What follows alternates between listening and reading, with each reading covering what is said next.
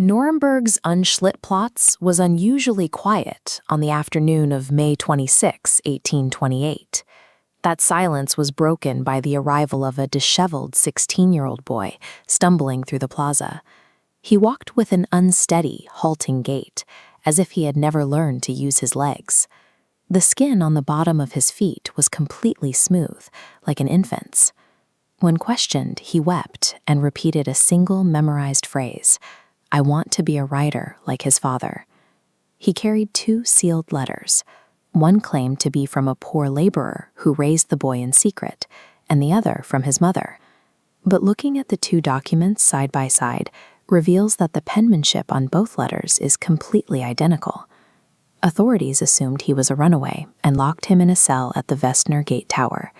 It was here, handed a pen and paper, that the boy firmly wrote down his name: Kaspar Hauser.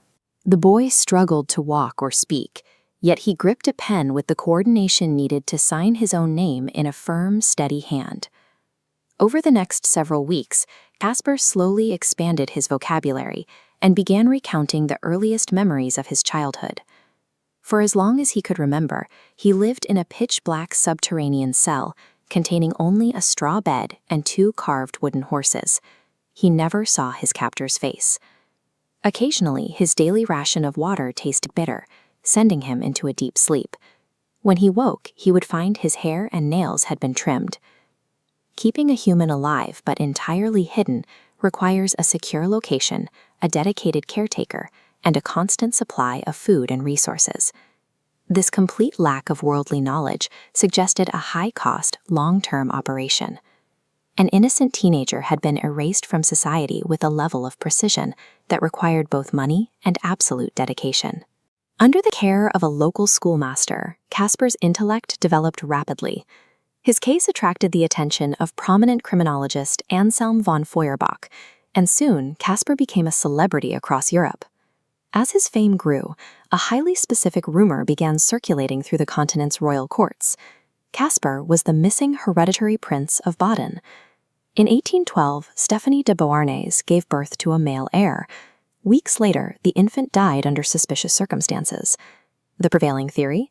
The rival Countess of Hochberg swapped the healthy prince with a dying peasant baby. This cleared the path for her own son, Leopold, to take the throne. Within the closed walls of a royal court, missing information quickly ferments into paranoia. Kaspar's sudden emergence posed a direct threat to the legitimacy of the ruling dynasty. In October 1829, a masked intruder cornered Kaspar in a cellar, slashing his forehead and delivering a whispered death threat. Shortly after the attack, a British aristocrat named Lord Stanhope arrived in Germany. He showered Kaspar with money and eventually secured legal custody of the boy. Stanhope initially promised to take Kaspar to safety in England. Instead, he abruptly reversed course, publicly discrediting Kaspar's story, calling the boy an elaborate fraud. Powerful aristocrats were now actively manipulating the narrative. Stripped of his credibility and isolated from his original caretakers, Kaspar became an incredibly vulnerable political target. On December 14, 1833, a stranger lured Kaspar out into the desolate, snow-covered Ansbach court gardens, promising to finally reveal the identity of his mother. The meeting was a trap. The man drove a knife deep into Kaspar's chest, puncturing his lung and liver. The attacker fled, leaving behind a single piece of evidence: a silk purse.